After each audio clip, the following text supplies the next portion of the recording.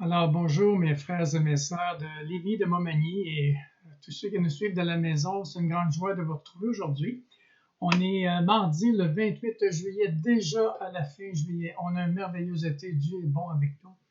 Alors, nous allons nous réjouir ensemble dans la parole de Dieu. Regarder à ce que le Seigneur nous amène à saisir à travers ce sujet-là que j'ai choisi récemment, de l'ombre à la réalité. Et c'est notre capsule numéro 9 ce matin. Alors, dans notre étude de la lettre aux Hébreux, on peut résumer le thème ainsi que tous les rites de l'Ancien Testament n'étaient que des figures passagères, une ombre des choses à venir. La vraie réalité est en Jésus-Christ.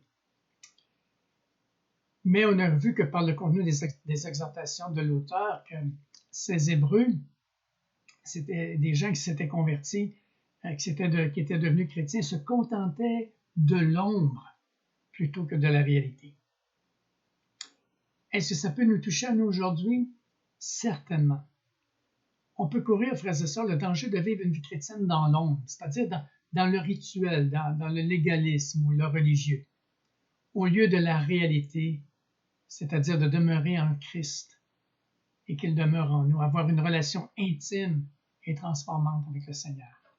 Alors, pour passer de l'ombre à la réalité, pour entrer dans ce que l'auteur nous dit, dans le repos de Dieu, ses frères et sœurs juifs convertis ont dû abandonner 4 choses. Et il en va de même aussi pour nous. Premièrement, il fallait abandonner la vie du désert pour vivre en Canaan. Ensuite, il fallait passer de Jésus, qui était notre Aaron, l'aspect terrestre, à notre Jésus, notre Melchizedek, l'aspect céleste. Il fallait passer, troisièmement, de l'ancienne alliance à la nouvelle alliance. Et nous sommes en train d'étudier le 4e aspect. Nous devons passer du lieu saint au lieu très saint. Alors, ce que nous avons commencé à regarder à notre dernière capsule et qu'on continue ce matin. Prions ensemble quelques instants. Père, nous te demandons d'ouvrir nos yeux et nos oreilles spirituelles pour pouvoir saisir et entendre ce que tu veux nous dire ce matin. C'est dans le bon nom de Jésus que nous te prions. Amen. Alors, on peut se poser la question ce matin fondamentale, que représente le fait de vivre dans le lieu saint? Qu'est-ce que ça veut dire pour nous aujourd'hui? Alors, j'aimerais donner un peu de détails sur qu'est-ce que ce tabernacle. C'est une simple tente déplaçable, un endroit d'adoration. Chacun des détails avait été donné par Dieu à Moïse, on a vu ça récemment, sur le mont Sinaï. On a pu réaliser ici que sa structure et son mobilier avaient une signification très profonde. Dans 9.23, ça nous dit des symboles terrestres des réalités célestes, c'est-à-dire la représentation figurée du sanctuaire dans les cieux. Alors ce sanctuaire-là qui était sur la terre était la maison même de Dieu. Il habitait parmi son peuple. Dans le lieu très saint, la Shekinah, la présence de Dieu, était manifestée sur le couvercle de l'Arche de l'Alliance, ou du témoignage, si on préfère, qu'on appelait le propitiatoire, qui est le trône de la grâce. C'est comme un siège. Il y avait 2 anges avec les ailes déployées, indiquant l'arrière et le bas, l'intérieur de l'arche. On l'appelle le trône de la grâce. C'est comme un siège. Et le trône de la grâce veut dire là où Dieu nous est propice ou favorable. Quelle merveilleuse chose. Ainsi, Dieu vivait au milieu de son peuple. Alors, le peuple n'avait pas à craindre Dieu, même si Dieu était là. Vous savez qu'anciennement, les gens on ne pouvait pas voir Dieu, on mourait si on voyait Dieu. Il était trop saint et on était trop pécheurs. Mais il n'y avait pas à le craindre pour 2 raisons. C'est important de le réaliser. Il demeurait sous une tente comme eux. Premièrement, le tabernacle était une tente. Donc, c'est associé à eux dans cela. Alors, la peau des béliers cachait l'éclat de sa gloire afin que le peuple ne meure pas. Et le voile qui était à l'intérieur, qui protégeait les sacrificateurs pour qu'ils puissent faire leur service dans le lieu saint sans danger dans la première partie du tabernacle. Alors, la deuxième raison, c'était le propitiatoire, avait été aspergé avec du sang du rachat. Alors, Dieu leur offrait sa miséricorde en réponse à leurs difficultés et sa grâce pour leur culpabilité. Ainsi, le tabernacle était une image du Seigneur Jésus. Dieu est venu habiter parmi les hommes dans la personne de Jésus et on a rappelé son nom Emmanuel qui était prophétisé dans l'Ancien Testament qui signifie Dieu avec nous. Notre conclusion en ce moment, Jésus est notre propitiatoire à l'intérieur du tabernacle céleste. Et les taches de sang qui le recouvrent, ce sanctuaire-là, c'est celui de Jésus répandu à la croix. C'est le lieu où Dieu nous est propice. En fait, frères et sœurs, Dieu nous regarde à travers Jésus. Quelle grâce! Alors, regardons certains aspects du lieu saint par rapport au lieu très saint. Alors, si le tabernacle entier, nous disons qu'il est une image de Jésus, on doit se demander qu'est-ce que signifient les deux parties, le lieu saint et le lieu très saint. Alors, on va regarder à son aspect historique, à la façon dont ça s'est produit. Alors, Hébreux 9, verset 9 nous dit en effet, tout cela est une image symbolique du temps actuel. C'est dans la parole vivante que je vous lis. On offre bien des dons et des sacrifices d'animaux, mais ils sont incapables de donner à celui qui sert Dieu de cette manière la perfection morale qui satisfait pleinement la conscience. Alors, toute l'époque de l'Ancien Testament, jusqu'à la période des 4 évangiles, c'était ça qui se passait.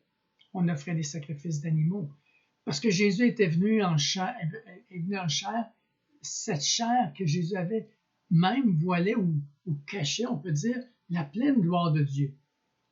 Ceux qui l'ont vu et connu le connaissaient selon la chair. Dans 2 Corinthiens 5, versets 16 et 17, il nous dit « Si nous avons connu Christ selon la chair, maintenant nous le connaissons, nous ne le connaissons que de cette manière. Si quelqu'un est en Christ, et c'est un verset qu'on cite souvent, il est une nouvelle création. Les choses anciennes sont passées, voici, toutes choses sont devenues nouvelles. » N'oublions pas qu'à l'époque de l'Ancien Testament, les hommes ne pouvaient pas franchir une certaine limite dans leur relation avec Dieu, et le lieu saint représente en fait cette époque-là. Tandis que le lieu très saint représente notre époque actuelle, celle du Nouveau Testament. En fait, Dieu nous offre un meilleur sanctuaire de celui qui était terrestre à celui qui est céleste. Et celui-ci a été inauguré par un événement majeur. Souvenez-vous, le voile, qui représente la chair de Jésus, c'est-à-dire sa chair, a été déchiré afin que l'entrée dans le lieu très saint soit désormais possible pour tous. Alors que Jésus expirait sur la croix, souvenons-nous, hors de Jérusalem, il nous est dit dans Matthieu 27, au verset 51, « Et voici, le voile du temple se déchira en deux, depuis le haut jusqu'en bas, la terre tremblant, les rochers se fendirent, etc. » Alors le voile a été déchiré de haut en bas. Normalement, si ça aurait été déchiré maintenant, si on aurait été capable, ça aurait été du bas vers le haut. Ce qui signifie que c'est Dieu qui l'a déchiré, que Dieu a agréé le sacrifice de son Fils. Vous savez, c'est un événement d'une extrême importance. La séparation entre Dieu et les hommes était abolie par l'offrande de sa propre personne sur la croix. Par la suite, Jésus, ressuscité des morts, est monté au ciel et au verset 12, il nous est dit « Et il est entré une fois pour toutes dans le lieu très saint, non avec le sang des boucs et des veaux, comme dans l'Ancien Testament, mais avec son propre sang, ayant obtenu la rédemption éternelle. » Wow! Frères et sœurs, Jésus nous a ouvert la porte, nous a ouvert un nouveau chemin. Dans le chapitre 6, verset 20, Jésus est entré pour nous comme précurseur. Retenez bien le mot précurseur, ayant été fait souverain sacrificateur pour toujours, selon l'ordre de Melchizedek, ce qu'on a vu auparavant. Maintenant, un précurseur, c'est celui qui nous a précédés. Il était là avant nous. Alors, il nous a ouvert la porte, il nous a montré le chemin. Or, là où le précurseur se rend, Les autres suivent. Qui sont ces autres, me demandez-vous? Tous ceux qui entrent à sa suite par la puissance de son sang. En fait, tous ceux qui ont cru en lui. Et j'espère que vous, comme moi, vous avez toutes mis votre foi en Jésus. Hébreux 10, versets 19 à 21 nous dit, « Ainsi donc, frères, nous avons au moyen du sang de Jésus une libre entrée dans le sanctuaire par la route nouvelle et vivante qu'il a inaugurée pour nous au travers du voile, c'est-à-dire de sa chair, et nous avons un souverain sacrificateur établi sur la maison de Dieu. » Frères et sœurs, ce chemin nouveau au travers du voile de sa chair a été instauré pour des gens tels que nous, que vous et moi, sans aucun mérite ni aucun effort particulier, si ce n'est d'avoir cru en celui seul qui pouvait nous sauver.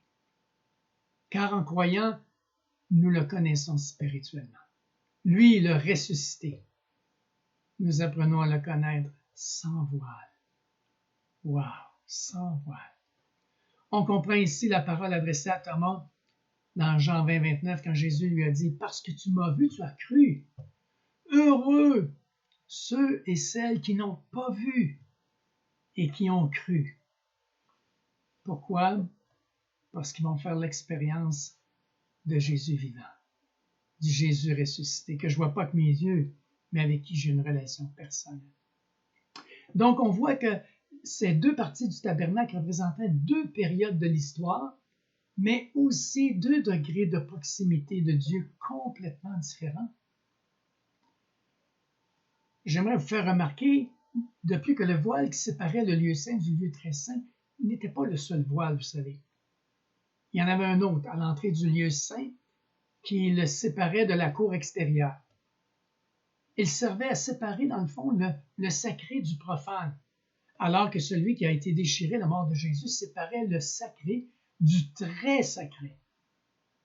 On peut comprendre ici que cette séparation ne représente pas celle entre les perdus et les sauvés, mais plutôt deux types de proximité avec Dieu que nous, les enfants de Dieu, peuvent expérimenter. Tous, à l'origine, nous étions étrangers. Nous étions des gens du dehors. Nous étions sans Christ. Puis Dieu nous a attirés dans la cour intérieure, celle du parvis. Nous avons vu en y entrant l'autel d'airain, qu'on appelle l'autel du sacrifice. C'est une image de la croix du calvaire. Dieu nous a attirés à regarder à son Fils. C'est là que nous avons su que notre péché était expié, que nous avons su que nous étions morts spirituellement, que nous avions besoin de Jésus pour naître, pour vivre. Puis entre l'autel et le tabernacle, nous avons observé la cuve d'airain, le lavoir qu'on appelle, une image du bain de la régénération. On le lit dans Tite 3, verset 5, « Il nous a sauvés, non à cause des œuvres de justice que nous aurions faites, mais selon sa miséricorde, par le bain de la régénération et le renouvellement du Saint-Esprit. » C'est pas à cause de notre justice. C'est Dieu qui l'a accompli. C'est Dieu qui nous a attirés Jésus. C'est Dieu qui nous a sauvés. C'est lui qui a signé l'alliance. Nous en sommes les bénéficiaires. Tout cela représente notre expérience de la nouvelle naissance. Le moment où nous avons cru dans la parole qui nous a été donnée, nous nous sommes repentis et tournés par la foi vers Jésus pour recevoir le pardon de Dieu. Cette expérience nous introduit dans le tabernacle. Nous a introduits.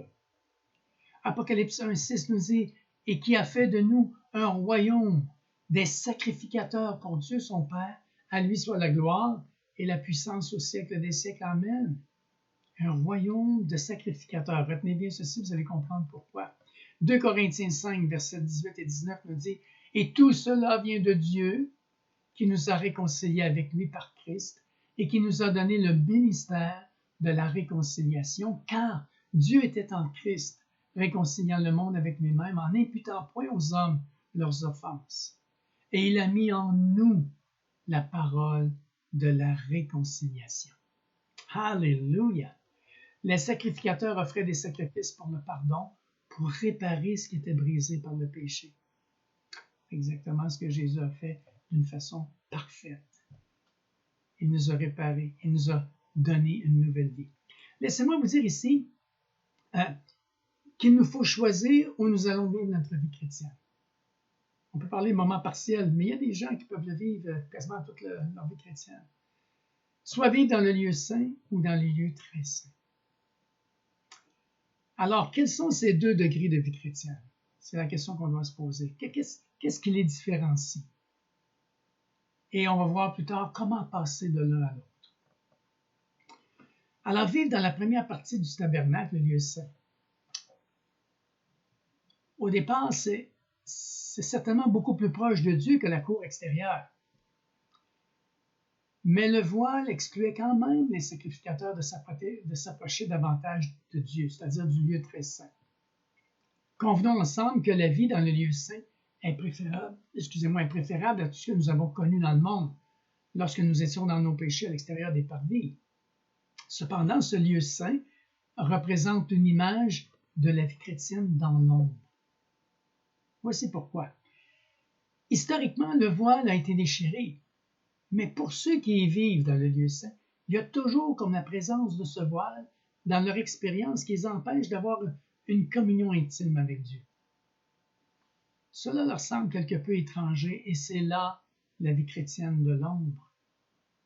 Notons que le lieu saint est tout de même un endroit très actif pour Dieu. Hébreux 9,6 nous dit « Le sanctuaire était ainsi disposé. Les prêtres chargés de célébrer le culte entrent en tout temps dans la première partie du tabernacle pour s'acquitter de leur service. » Qu'y faisait-il? Ils pratiquaient les différents sacrifices sur l'autel. Ils remplissaient l'huile dans le lieu saint, ils remplissaient l'huile, le chandelier d'or à 7 branches. Et ils cuisaient les pains de proposition pour remplacer les anciens. Ils offraient l'encens. Mais le voile entre Dieu et eux était toujours là, frères et sœurs. Mais quel peut être le rapport avec nous? Bien, nous aussi, notre expérience du lieu saint peut être celle d'un service affairé pour Dieu, dans plusieurs activités chrétiennes, mais uniquement dans le lieu saint, c'est-à-dire avec un voile entre Dieu et nous. Même si ce sont de bonnes choses, elles n'ont pas la vitalité spirituelle de la présence tangible de Dieu. Le service offert à Dieu par ces personnes-là, ces frères et sœurs-là, est un peu comme un rituel en soi, du religieux à accomplir, que des ombres de la réalité en soi. Hébreux 9,9 nous dit en effet, tout cela est une image symbolique du temps actuel. On offre bien des dons et des sacrifices d'animaux, mais ils sont incapables de donner à celui qui sert Dieu de cette manière la perfection morale qui satisferait pleinement la conscience. Autrement dit, malgré tout ce qu'ils accomplissaient, les sacrificateurs n'obtenaient jamais par ce moyen l'assurance d'être purifiés de toutes leurs fautes et de toute leur culpabilité dans leur relation avec Dieu. Frères et sœurs, nous pouvons faire la même expérience. Nos sacrifices et notre service ne contribuent en rien à apaiser notre conscience ni nos cœurs. On se débat avec une conscience inquiète, une impression de ne jamais être assez bon. Quoi que nous fassions, quel que soit notre engagement, ce sentiment ne nous abandonne pas. Nous conservons cette impression générale de ne pas être en règle. Lire notre Bible, passer plus de temps dans la prière, s'impliquer dans l'Église et avoir des rencontres fraternelles en but là, mais tout cela ne nous donne pas une conscience parfaitement nette, purifiée.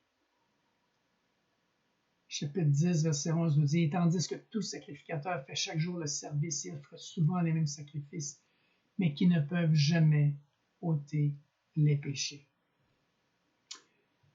Chers amis, le service n'est jamais une réponse à ces péchés. En fait, ce sont eux qui sont le vrai problème. Une courte période dans ma vie, je m'étais éloigné, c'était dans ma 2e année de vie chrétienne, je m'étais éloigné de l'Église. à cause d'une blessure que quelqu'un dans l'Église m'avait occasionnée, qui était profonde.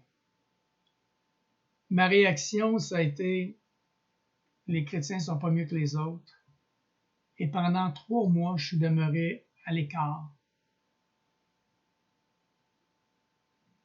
Complètement. J'ai arrêté d'aller à l'église. Et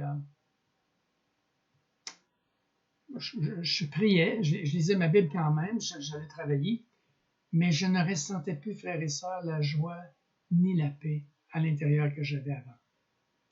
Et aussi, j'étais tourmenté par l'amertume du souvenir de cette injustice à mon égard. Laissez-moi vous dire que, enfin, j'étais dans le lieu saint. Mon cœur s'était refroidi et endurci. Je vivais dans l'ombre. Suite à une de mes complaintes, Dieu m'a consolé par un appel d'une de mes sœurs, d'une sœur qui m'a aligné le focus sur la croix. Et elle m'avait dit, laisse-toi pas voler ta joie ni ta paix par l'ennemi. C'est seulement Jésus qui peut te la donner. Travaille à réparer. Jésus va t'accompagner là-dedans. Là, en entendant ça, j'ai été brisé. Et je suis venu au pied de la croix et j'ai tout abandonné à Jésus.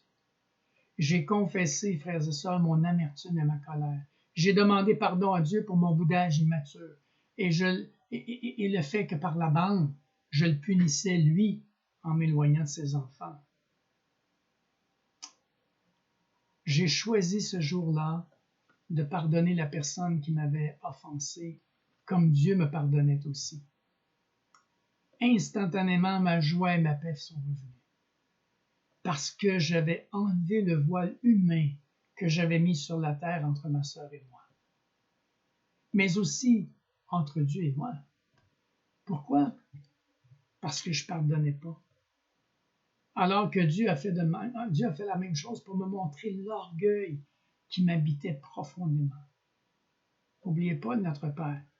Pardonne-moi comme je pardonne. Alors je ne pardonnais pas. Dieu ne pardonnait pas. C'est pour ça que mon cœur s'était refroidi, que j'ai perdu ma joie et ma paix. Dieu m'a vraiment montré l'orgueil qui m'habitait. De ce jour-là, la réconciliation est devenue possible et j'ai cessé de bouter Dieu comme ma famille spirituelle. Et je suis retourné à l'église, je suis retourné retrouver mes frères, ma famille spirituelle. Ça, là, c'était le travail du Saint-Esprit. Le rôle de la lumière dans le lieu saint. Je vous dis, on va y regarder à notre prochaine capsule. C'est quelque chose d'excessivement important pour vous et moi. Prions ensemble. Père, merci pour que par Jésus, tu as inauguré une route nouvelle et vivante au travers du voile de sa chair. Et tu nous es devenu par son sang favorable au point de venir vivre en nous. Nous sommes devenus ton temple. La Bible nous dit le temple de ton Saint-Esprit sur cette terre. Quel merveilleux privilège que cette relation personnelle que nous avons avec toi. C'est un chemin de repos, c'est un endroit de repos où tout est accompli. Père, pardonne-nous ce matin pour les moments où on se contente d'être actif dans le lieu saint, mais sans avoir cette profonde communion avec toi. On se garde actif, mais notre communion est brisée. Seigneur, montre-nous le péché, surtout l'orgueil ou l'égoïsme ou la convoitise qui nous a séparés de toi, afin qu'on puisse l'amener à la croix, afin que tu puisses nous laver. Ouvre nos yeux, qu'on voit le voile qui nous sépare de toi, afin qu'on puisse retrouver notre joie en toi et voir ta gloire et continuer à porter du fruit dans notre quotidien. Père, nous te le demandons dans le beau nom de Jésus. Amen. Alors, chers frères et sœurs, pour jeudi, je vais vous inviter à lire Hébreux 10, versets 11 à 22, qui nous parle de s'approcher de lui avec un cœur sincère dans la plénitude de la foi. Entre-temps, je vous souhaite une bonne et belle journée. Même si c'est pluvieux, ça fait du bien la pluie. Et moi, je suis bien content d'avoir de l'eau et je suis convaincu que vous aussi quand on a besoin de boire. Que la grâce de Dieu vous accompagne. Amen.